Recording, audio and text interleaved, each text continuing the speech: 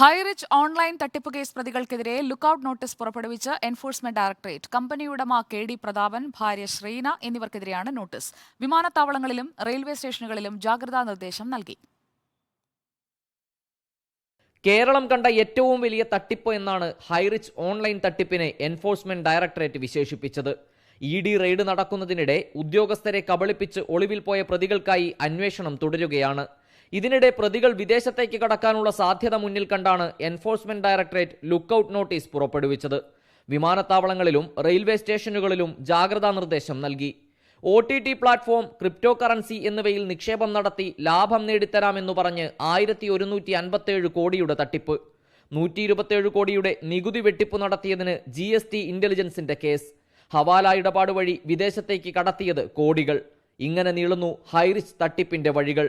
212 കോടി മാത്രമാണ് അന്വേഷണ സംഘത്തിന് കണ്ടെത്തി മരവിപ്പിക്കാൻ കഴിഞ്ഞത്. ബാക്കി പണത്തിന്റെ വിവരങ്ങൾ കണ്ടെത്തേണ്ടതുണ്ട്.